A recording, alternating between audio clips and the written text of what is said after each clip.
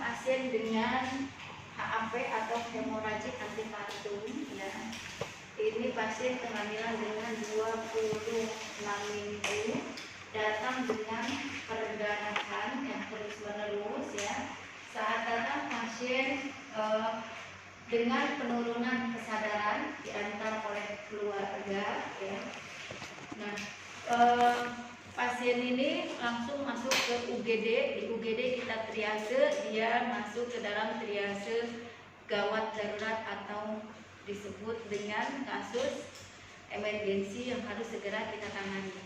Kenapa dikatakan dengan kasus dengan gawat darurat? Karena jika tidak segera ditangani, shock hemoragiknya ya bisa dapat menyebabkan terjadinya shock hipovolemik ya, sehingga pasien banyak kehilangan darah, akhirnya menyebabkan terjadinya kematian.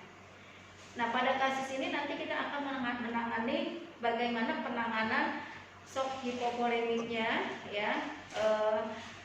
Setelah itu, ini penyebab dari shock hipovolemiknya adalah karena banyak kehilangan darah ya. Kita akan lakukan resusitasi cairan dan juga transfusi darah. Nah, nanti pada saat kita melakukan tindakan kasus ini, tiba-tiba pasien terjadi apne ya, terjadi apne. Nanti kita akan siapkan alat-alat ya setelah kita tahu kasus ya. Sebelumnya di sini kan kita segera nanti ada set yang namanya set emergency. Di dalamnya di situ ada yang namanya bagging ya, terus ada gudel atau disebut dengan OPA, oropharyngeal ya. Di situ ada macam-macam ukuran. Nanti kita langsung bawa ya ke pasien. Nah, pasien setelah kita triase kita masukkan ke dalam garis merah ya, atau disebut dengan triase gawat darurat. Saat pasien masuk langsung kita bangunkan, karena kita tahu pasiennya ini dia perdarahan yang disebabkan karena kehamilan antepartum ya. Pasien penurunan kesadaran langsung kita cek, bangunkan. Kita kan sudah dapat data dari keluarga ya, kita pengkajian tentang airway, breathing, circulation, disability, dan exposure ya. Di airway kita cek jalan napasnya ya, karena kondisi pasien penurunan kesadaran ya. Kita kasih bantal, kita bangunkan, bu, pasien tidak menyaut ya, tidak menjawab, berarti terjadi penurunan kesadaran. Kita lihat airway ya, apakah ada sumbatan atau tidak. Kalau tidak ada, kita lakukan yang namanya jaw thrust di sini airway ya. Ini bisa head till chin lift ya, di sini. Setelah aman, pasien kita selamatkan jalan nafas ya. Kita cek breathing, yaitu dengan menggunakan look, listen, and feel atau disebut dengan LLF ya. Dengan cara kita dekatkan telinga kita ke hidung pasien, kita rasakan hembusan sambil kita melihat adanya gerakan di dada ya. Kalau misalnya di sini gerakannya ada, hembusan ada, berarti breathingnya bagus ya. Airway tidak ada sumbatan, breathing bagus. Kita cek sirkulasi nadinya ya. Ini kita cek di yang paling kencang nadi ada di vena jugularis. Kita cek di sini, ngecek jangan begini, karena apa, resiko. Ini seperti mencekik pasien ya. Kita cek di sini ada vena jugularis ya, dengan menggunakan 3 jari. Kalau di sini ada denyutan, kita raba berapa nadinya, lemah atau cepat ya, atau lambat. Ini kita cek. Oh, masih ada nadi, masih ada denyutan, berarti aman ya. Tapi di sini kok nadinya lambat ya, lemah. Wah, berarti pasien sudah jatuh ke pressure. Baru kita setelah tahu airway, breathing, sirkulasi, kita yakinkan. Kalau tadi kan kita menggunakan pengkajian primary survei, kita lanjutkan dengan primary secondary ya. Disability kan kesadaran kita nilai pasien tidak menyaut ya, terus tidak ada respon ya, pasien tidak gelisah, dia berarti dia kalau sudah dia sudah masuk ke dalam koma ya, shock pasiennya ya. tulisan. Nanti kita siapkan, kita tensi pasiennya, lakukan tensi ya. Ini kita cek nadinya sudah. Sekarang tensi ya.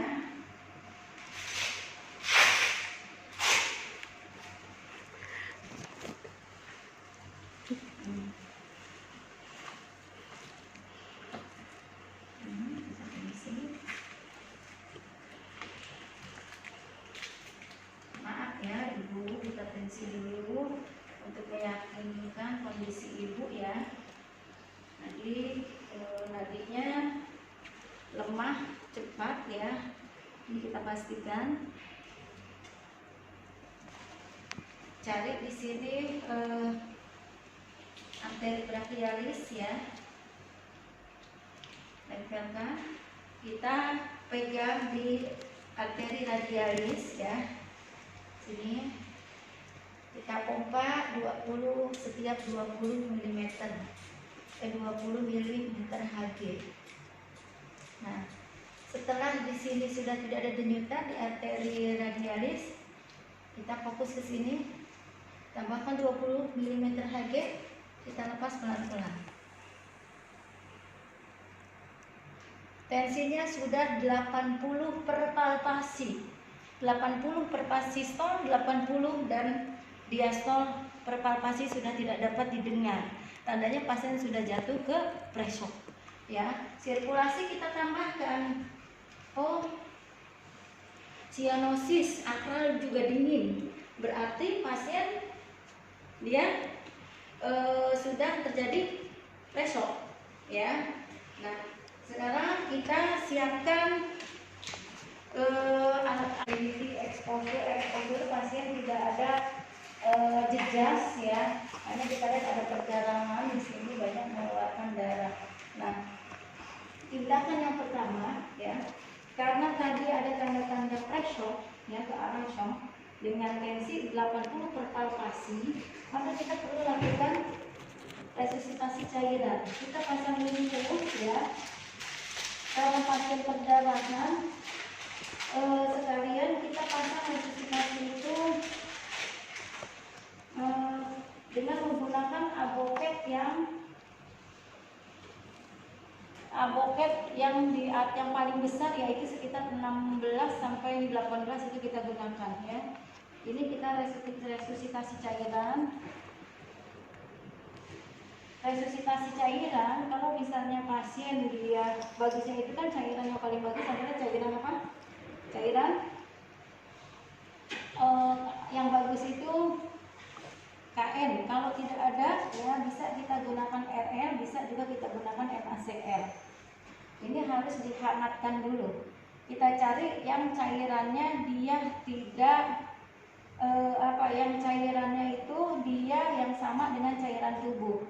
Bisa RL, bisa NaCl ya.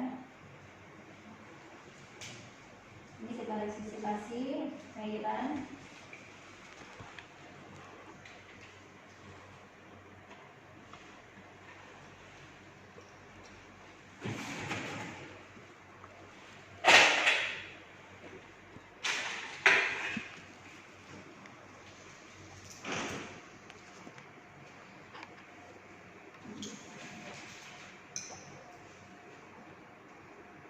Steril ya.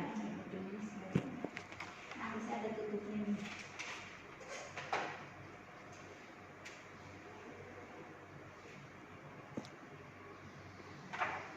Kita siapkan plaster.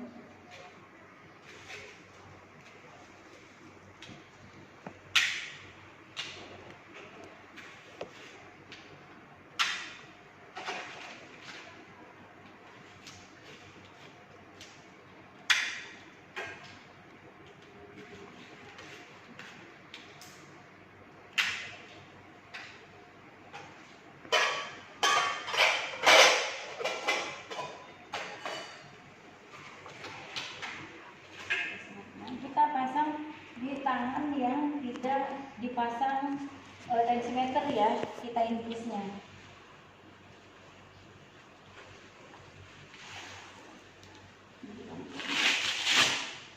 Kita pindahkan tensinya. Ini tensi kanan refleksok harus terpasang terus ya. Nanti kita pindahkan di tangan sebelah. Nah, jadi nanti kita tensi.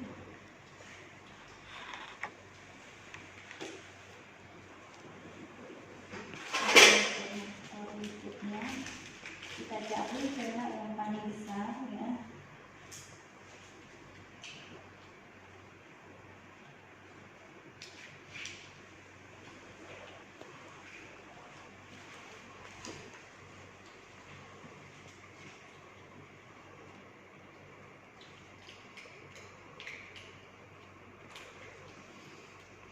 Pena paling besar ada di pena radialisnya. Nah, berikutnya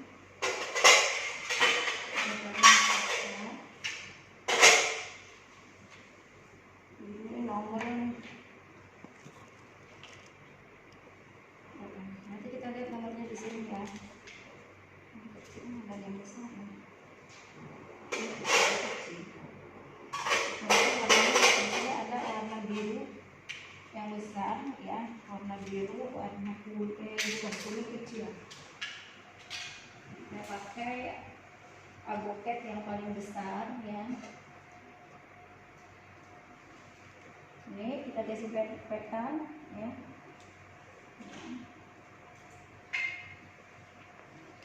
Kita pasang.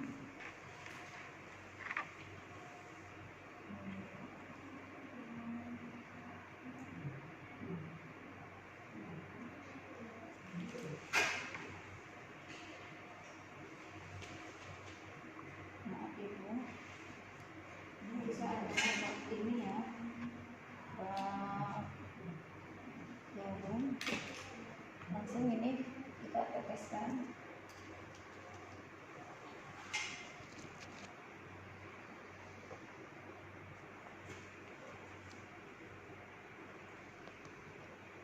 Ini tidak bisa buat kupu-kupu ya, karena di sini ada needle, ada wingnya, ada sayapnya. Ini model avokat yang ada sayapnya ya.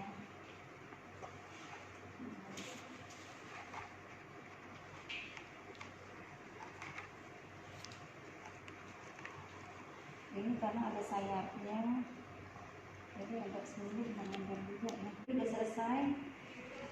Terus ini kita resusitasi cairan sesuai dengan kebutuhan pasien ya.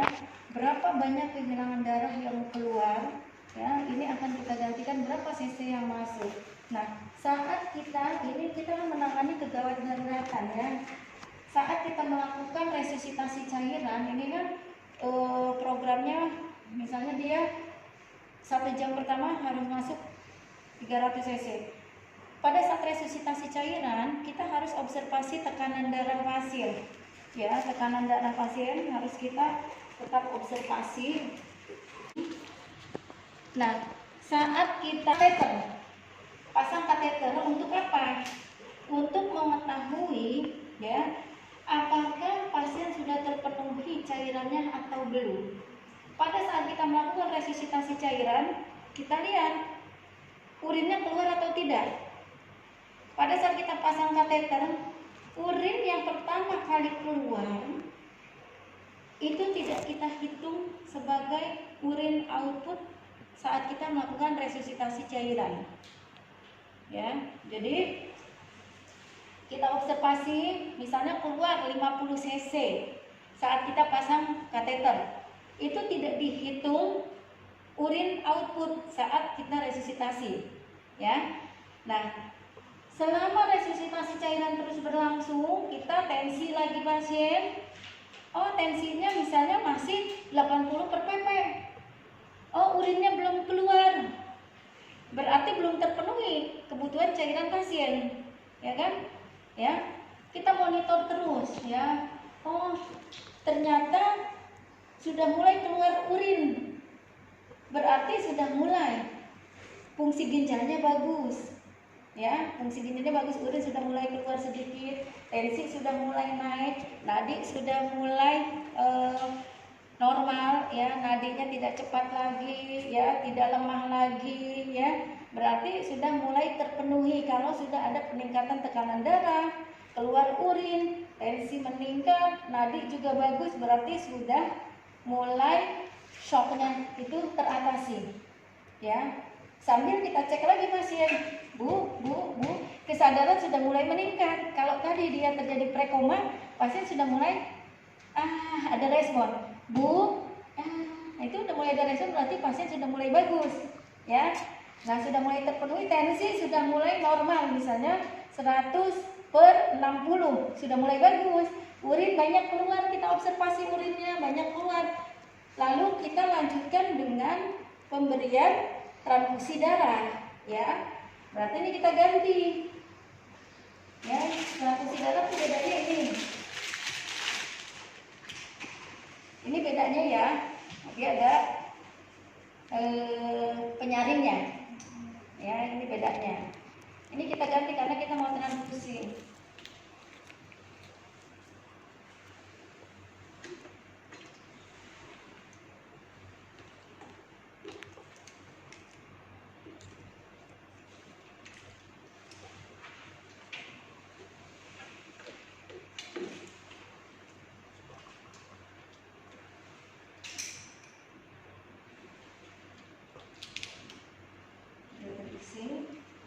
Ini kita ganti, ya.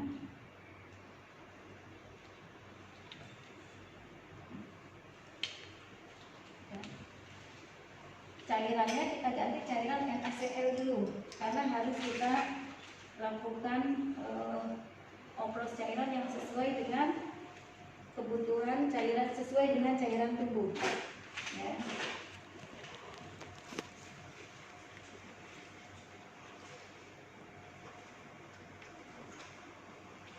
Nah, ini kita lakukan transfusi.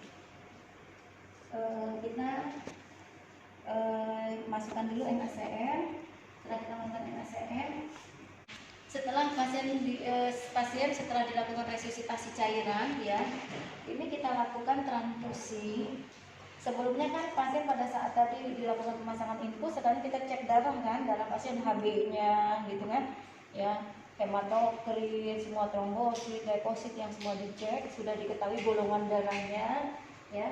Lalu pasien kita lakukan transfusi sesuai dengan kebutuhan menurut hitungan dan kehilangan darahnya.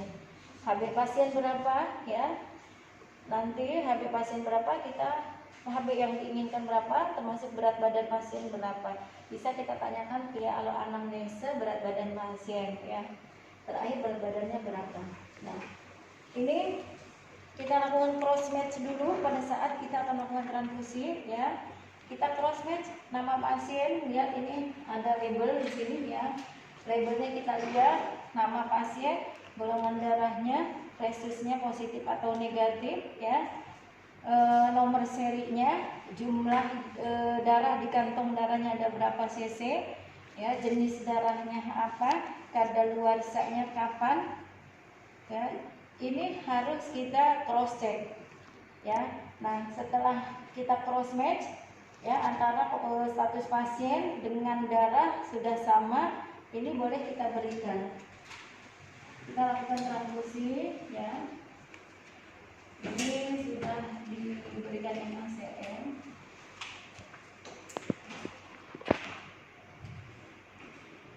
Selama kita melakukan transfusi, kita observasi apakah pasien ada alergi atau tidak. Ya, suhunya kita cek suhu pasien, ya. Terus tekanan darahnya, nadinya, ya, ini untuk mengetahui apakah pasien ada alergi atau tidak. Sebelumnya juga ini perlu dicek, ya. Nah, sini 15 menit sekali kita cek apakah pasien mengalami alergi atau tidak. Sambil kita tetap observasi. Kalau misalnya pasien di sini karena tadi resusitasi, ya, pasien mulai napasnya cepat, ini harus kita lakukan EKG, ya. Lakukan EKG, dikhawatirkan di sini ada masalah dengan jantungnya, ya, karena overload pemberian cairan ini beresiko. Nah, tiba-tiba pada saat pasien kita transfusi, tiba-tiba pasiennya apne napasnya satu-satu. Nah, itu apne. Nah, berarti ini pasien dia kekurangan oksigen ya, hampir henti napas. Ini cepat-cepat berarti kita perlu berikan bantu napas ya. Kita siapkan bedding. Nah, ini konektornya di sini ya. Ini di sini. Ini kita sambungkan ke konektor oksigen ya. Di sini. Airway-nya. Oh, masih tidak ada jalan napasnya, aman ya. Breathing udah jelas apne ya. Sirkulasi tadi bagus, nadinya bagus ya, udah bagus semuanya, tapi ini apne ya, napasnya satu-satu. Langsung kita lakukan pegging ya. Ini kedatangan ke sini, dagunya jangan sampai ada rongga udara masuk. 1, 1000, 2, 1000, 3, 1000, 4, 1000, 5, 1000, 6, 1000, 7, 1000, 8, 1000, 9, 1000, 10, 1000, 1, 1000, 2, 1000, 3, 1000, 4, 1000, 5, 1000. Terus sambil kita lihat reaksi napasnya. Kalau pasien napasnya kembali sudah mulai bagus ya, berarti ini kita lepas. Oh, sudah bagus. Nah, sudah bagus, langsung kita kasih oksigenase ya, kita amankan.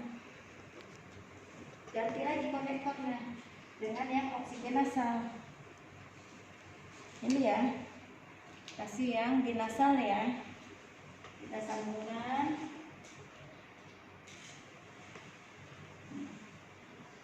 Ini program berapa oksigen, jumlah oksigen yang diberikan, ini program ya.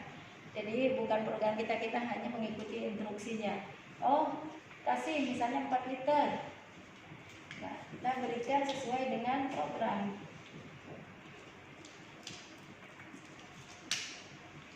Nah, sesuai dengan program, kasih 4 liter. Nah, aman pasien, napasnya juga sudah tertolong ya, pasien sudah aman. Ini pastikan lagi ini masuk ya. Ya, sudah masuk. Kita lanjutkan transfusi sambil kita observasi. Kalau pasien sudah aman ya, transfusi kembali, kita kembalikan ke awal. Pasien gawat darurat sudah tertangani, berarti pasien sudah selesai penanganan gawat darurat.